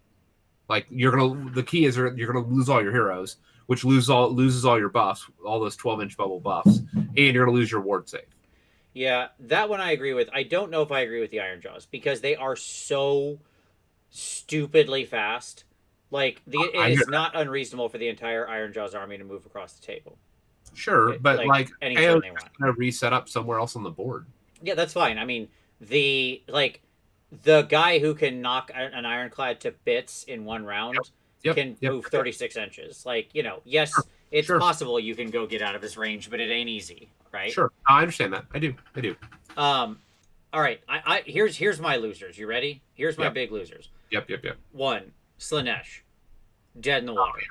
Like between being like just nerfed into the ground through all the various nerfs and then being very weak to shooting already, like way back years ago when I was still defending Slaanesh, right? Right. I was saying they're very weak to shooting, and they are. Like their depravity won't save them. So there you go. Okay. Slaanesh, big loser. Khorne, another one. Khorne relies on like 5-6 wound synergy heroes, slaughter priests and banner guy and whippy guy and all those dudes are just dead. Right. And if it's not that as Khorne, like if it's not that Khorne build, if it's Bloodthirsters, I mean, get out of here. Bloodthirsters are not actually that fast, right? Like they actually can do some running and charging. But even with that, they're still not that fast to where shooting just can't like backboard and then just go blow away, some 14 wound 4-up save guys. Right. Like I think Korn gets a big old smack in the face from this. I wonder if Stormcast come back. Well, I mean, I think Shootcast themselves are definitely back in the mix, but I take it by that Right. question you meant like other Stormcast. Yeah, like Stormcast inherently had a lot of anti-shooting tools. Like they Sure. were a natural counter. Like back in the one chi teleport battalion. Um, I used to talk about it all the time, and I'm blanking on it now. Regardless, the fact that they have two of the best artifacts that are anti-shooting in the game, Mirror Shield, that's just a permanent neg 2 to hit, Sure. and then the Lantern that anybody within 12 inches of the bearer rerolls all sixes to hit against shooting. Mm-hmm. Those two items alone will turn off army shooting. Yeah, like no, it's a reasonable question. I've like part of what keeps it's interesting because I think something like the Star Drake was just primed to dominate if he had Right. still had access to like Ignax's scales. Sure, sure. And I don't know if the Shimon Neg 1, reducer, okay, like that Yeah. magic item, if that's going to be worth it, or if like I don't know what fills that slot. No, I mean I think Mirror Shield does. Like for me, the low hanging fruit is still Mirror Shield Sure, fair enough. because he's on a 1-up save and neg 2 to be shot. Sure. Yeah, okay. Like yes, he can be burned down with mortals, but if you get him in melee, like if you get your Castellan near him, which is not going to be hard, to like just auto run him next to him, and keep him within the bubble of the Castellan, he's going to be like all of his saves. He's going to be like he'll trigger mortal or he'll trigger healing. And so if he gets into combat, he's going to heal more than he takes damage. Yeah, sure. Obviously, yeah. I think the question is just how much mortals are around. Yeah, like Right? can Because you burn him down in a round of mortals? Yes or no? yeah, and how much of that is present, I'm not sure. A fair amount is still the answer. No, We it's did true. mention a lot of those things being backed Yep. up, right?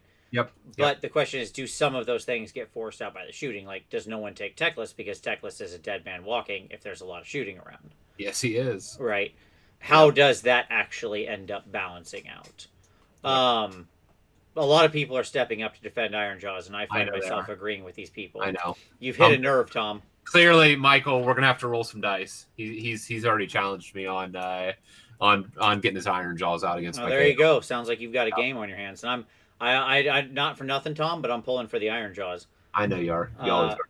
Between the Iron Suns, I agree with him. Between the Iron Suns and the speed of the Iron Jaws, I think they can weather the storm. I've always backed Jaws. I've played against shooty armies before and won out plenty of times. Yeah, I mean, my challenge there would be the fact that like you have rerollable saves on the KO when you need it. Yeah. Okay. We got enough and neg 2 rend. I'm willing to let you reroll 5-ups. well, that's fine. I mean, but like it will slow things down considerably. Sure. I agree with you on Night Haunt, by the way, as a loser. I'd also agree with you, or I'd also add in Legions of Nagash themselves, Yeah. which Yeah, have but been on Legions like of the Nagash, losing end for a long yes, time. they're like they don't have enough tools to actually make the army work right now. No, their downward slide continues in this meta. Yes. Yeah. No, I would agree with that. Somewhere, Brendan has like heard a voice crying out, and he felt a disturbance of the force, and he doesn't know why. Yeah, I think that when I think through the other armies, I think ogres will probably do pretty well. They're in a I don't know what to make of ogres in this. And That's the reason why, yet. yeah, like I think that like actually like multi-wound bodies is a perk in this world. Sure. The question is how many people are actually running that and not just Boulderhead, which is like 5 or 6 monsters. Sure. I mean, those monsters can move. Those monsters can move. They're very fast, and like the Stonehorns are tough. Yep.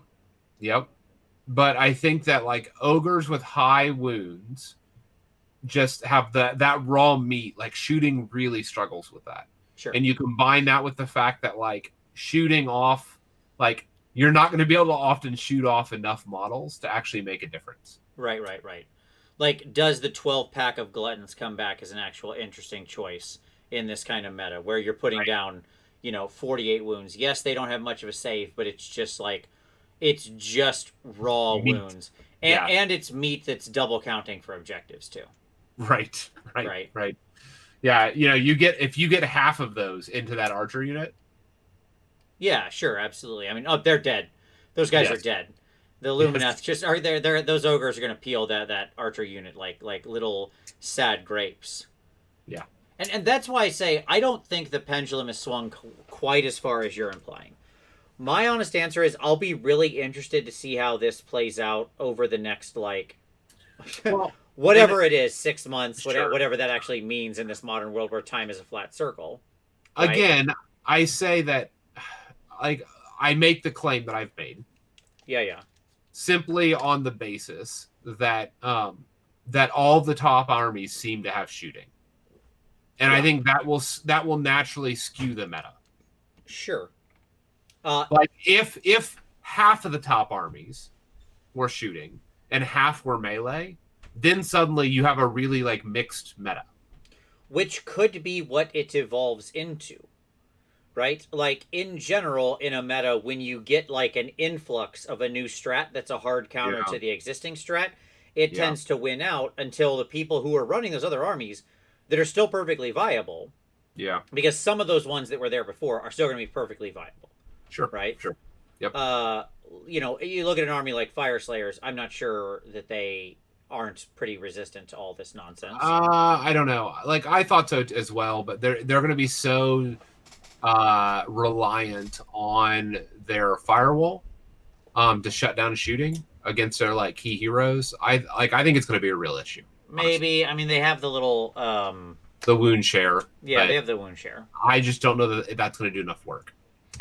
Might not. I couldn't tell you, but I'm saying I don't know that they're dead in the water. They seem like there's lists that are still competitive. How about that? Sure. No, I accept that. Okay. Yeah. You look at, again, you mentioned OBR. I think OBR can absolutely reconstitute into still having competitive lists. Will their percentage go to maybe they end up at around 50? Yeah, probably, but that actually is, I think, what we want. Right. Yeah, that wouldn't be bad. That would be good. Yeah, I mean, it would probably be a heavy catapult list is what I would imagine. Sure, or you look at again, Skaven. Maybe the list changes some, and they go to a really hardcore mixed arms where they're swamping bodies. Maybe we see the return of more people had gone to a lot of min-sized clan rat units. You see a lot of 320s. Maybe we start seeing 240s in a 20, or something like that, right?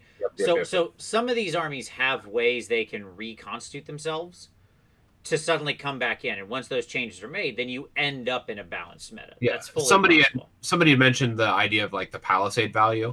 Yeah. At the end of the day, in the heavy magic meta, most of these armies that are shooty armies are also magic armies. Yeah, a lot of them have a high magic component, which means that if you're not one of those, your chance of getting a Palisade off and having it stick is non-existent. Well, it doesn't matter if you get it off; they just remove it. Right.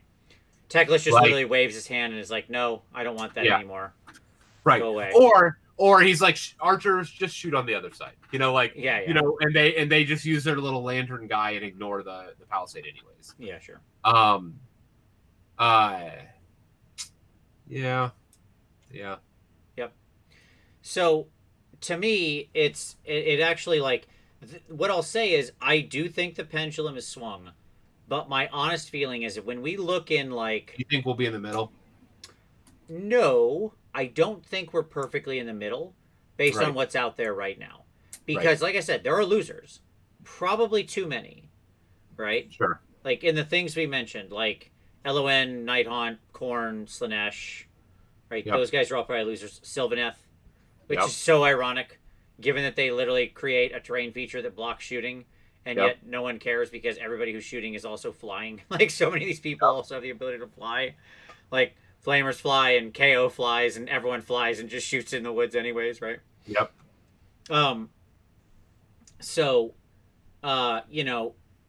There are losers out there.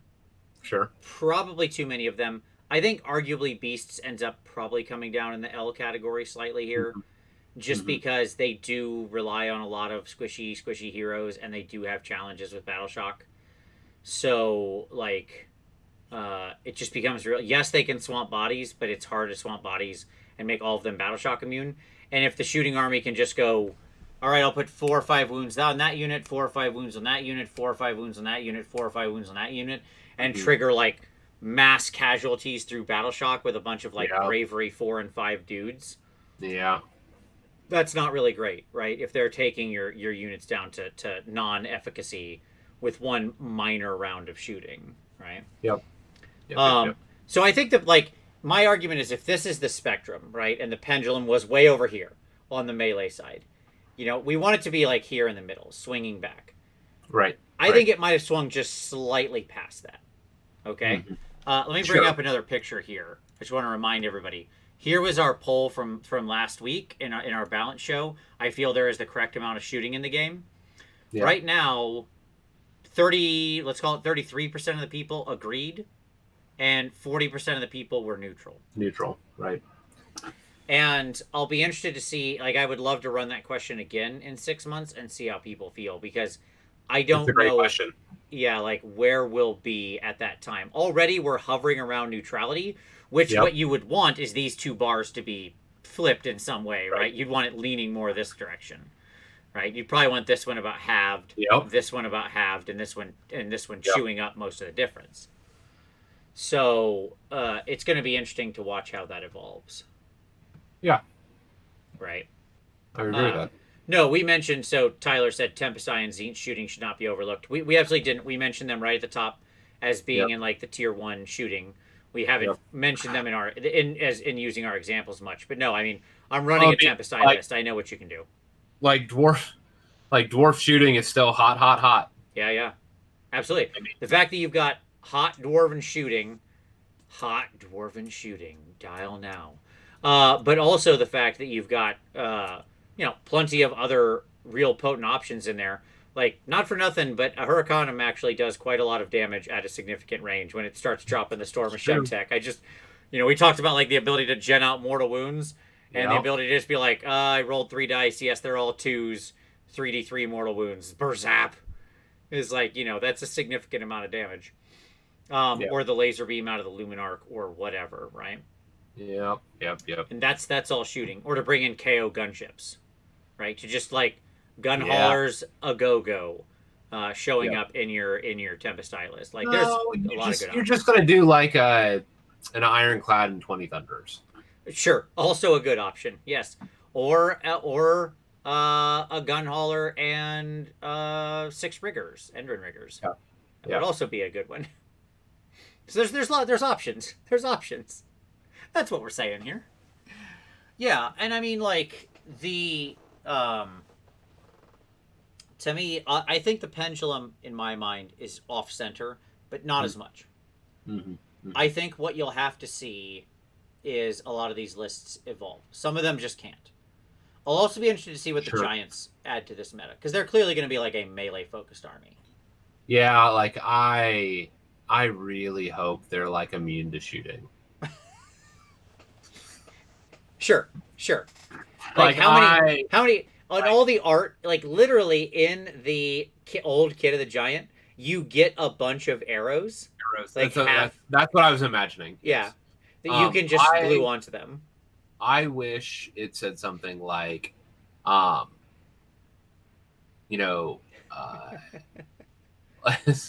they'd never write an ability like this, but I wish the Giants had an ability like Thick Hide, reduce all shooting damage by 1, minimum 0. Yeah, sure. I was actually gonna It's so fun. We so simpatico in design, it might be a problem. But my answer was going to be a little similar, which was this: you're basically using like a sort of coalesced rule, but stronger, right? Sure. My argument was going to be something like the Rend rule, which is any attack with a missile weapon that deals 1 damage, reduce the damage of any successful missile weapon attack of 1 damage. One damage missile go to 0. Yeah, originally it's got to be big enough to punch through. Originally, I was going to go 1 damage attacks, and then I went, nah, let's do all range attacks. Reduce all of them by 1. Yeah, my argument was going to be like all 1 damage attacks are just 0. right? That's what we're effectively getting That's at. where I started. That's where I started. Sure. And I was like, no, that's not good enough. Like, I want them to really just be monsters. Yeah, because you shoot a cannon at a giant. Sure, you can deal some damage to him. Sure. But you shoot about like you shoot some arrows at that giant. He doesn't care. What are you doing? Get that out of here. Get that weak sauce out of here. Now, whether they'll do that or not, who knows? It'd be sweet though. It would be a great. It would be a great thing if we saw that kind of rule. Kit. Yeah, it would be just because it's thematically in line with the kit, right? Yep. And I want to glue a bunch of broken arrows, like arrows embedded into the body. Yeah, yeah. I mean, the old school giant kit comes with like 12 or 18, half arrows to glue into them. They can clearly get shot a lot and not be bothered by it. I would love that, but I mean, I don't know if they'll do it. But I mean, and that would immediately shake up the meta. Sure, it'd be a good counter, right? Because all the 1 damage shooting is just nothing. Like it takes 2 damage shooting to actually damage them, right? Yep. You got to have something big enough, powerful enough to punch through. Which sure, that like the KO gunships can still get in there, but a lot of the KO weapons. No, I mean like most of the KO weapons would do nothing against that army. There's a good number of 2 damage weapons, like all the carbines on the ironclad, and the main gun on the ironclad, the main guns on all the ships. Like they're gonna do effectively like 1.5 damage after all their shooting is done and saves are over. Sure, I'm taking my weaker version of the rule, where like 2 damage shooting will still do 2 damage. Yeah. Right. Nah. Fair enough. Give them that. Man, would that shake up the meta? Yeah, no, I mean, like, they should have something like that, to be honest, because I agree with you. It would put a lot of, like, pressure on the shooting armies, but that's why I like my version of the rule, because, sure, would things still like Jezzail's work? Yes, Jezzail's would still do damage to them and be scary, and Jezzail's are obviously the weaker entry right now in the shooting meta, right? So that's why I think something like that could be... Like the just ignore 1 damage thing. The ignore damage 1 shooting could be an interesting way to go. Because it doesn't make it so shooting dies, right? But it makes it so a certain type of massed shooting gets kicked out, right? Yep. If we went with the reduce everything by 1, I think that'd still be okay. It would put a lot more pressure on. Yeah. Right. Because then you've got like, even things like flamers, and like obviously or Sally's still having their damage reduced when they're not doing mortals, right? But like those giants are just, and as well they should be, by the way. Those giants would just wade through like packs of skinks, just taking 0 damage, right? Yeah,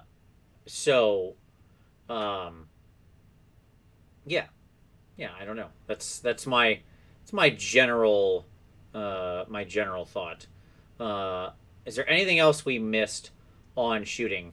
I think there's one more. I want to close out on one topic, but is there anything else? Like I have one more thing to close out on before we end this. I'm just doing a brief flip down of the books. Yeah, sure. IDK still going to be a good option. Still going to be a good option. Yep.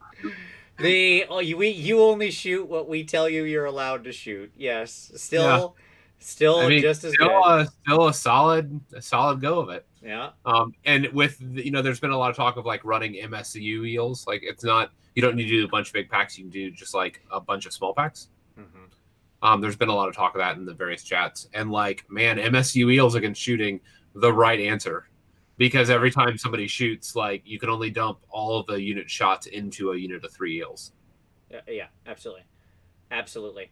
I just want to answer a comment here real quick. Oliver was saying we're dreaming about the giant rules. I mean, yeah, obviously we're being hopeful, but hey, you never know. Sometimes things are fun. And he said give them 1 drop and a lot of movement.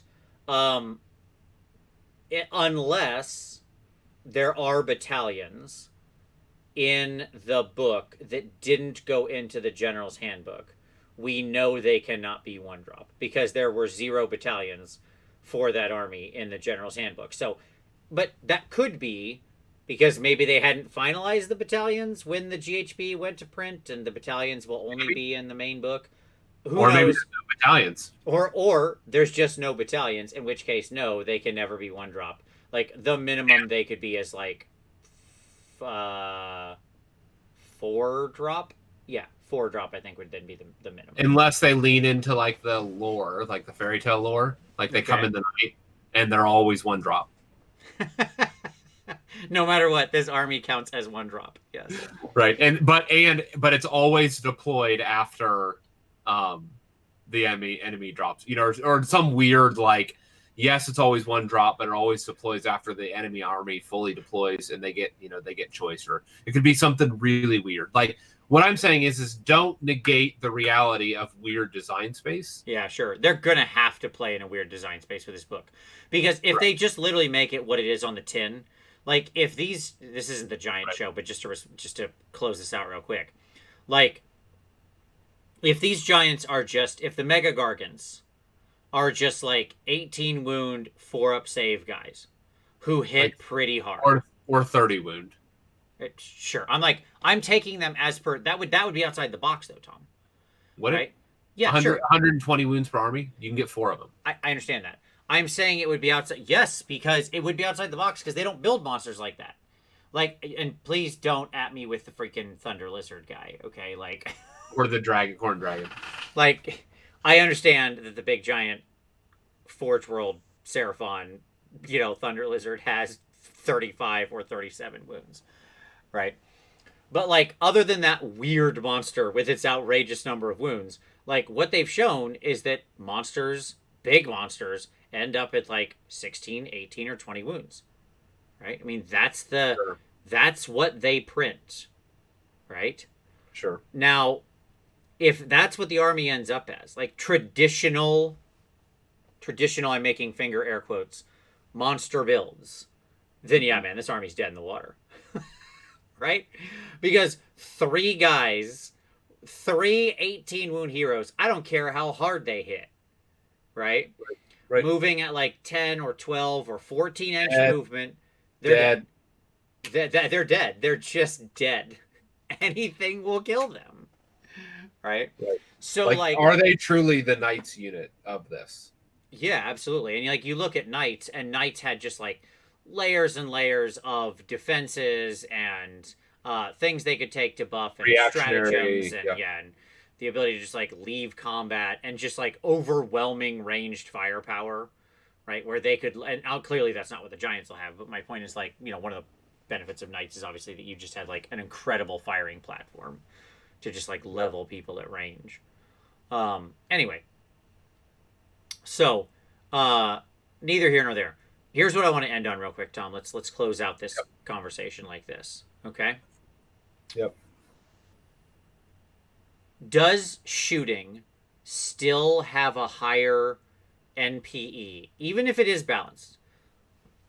Let's imagine that the pendulum did swing back to completely neutral. Let's say that, like, after Giants, right, and sort of the way the meta shakes out, after we get the rest of Lumineth and Giants, is that when you look at the top lists, whatever the heck that means, I'm not saying there's not losers, there's always going to be losers, sadly, but they can, get new books or whatever, is that what we see is that, like, the meta ends up pretty much in the middle, right?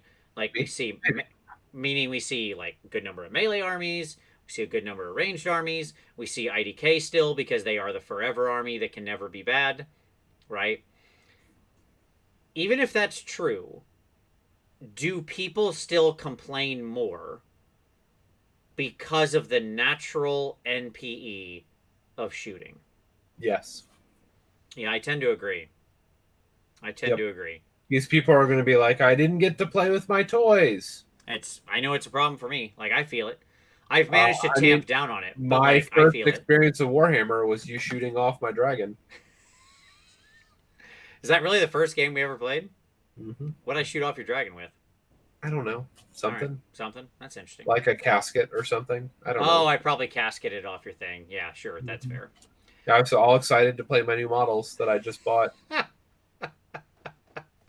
First game of Warhammer. Thanks, Vince. Yeah. Well, you stuck with it, and I'm happy for it.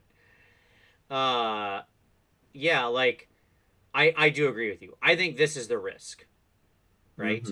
I want to do a whole show on NPE at some week in the future. So we're going to do like an NPE focused show. But I think I want to do another survey before we do it. Sure.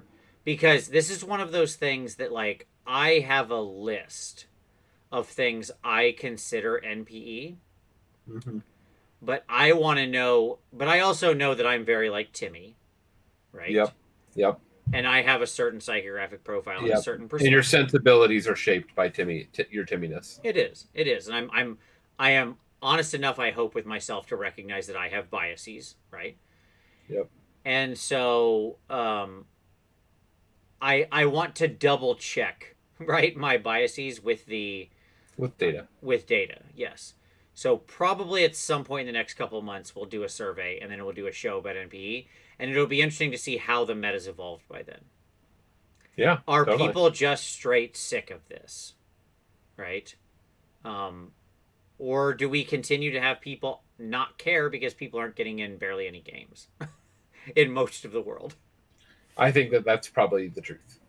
We'll see. Who knows what the months will bring? We'll see. But at any rate, yeah, I think that's everything I wanted to say about shooting. Tom, anything else you got on your head? No.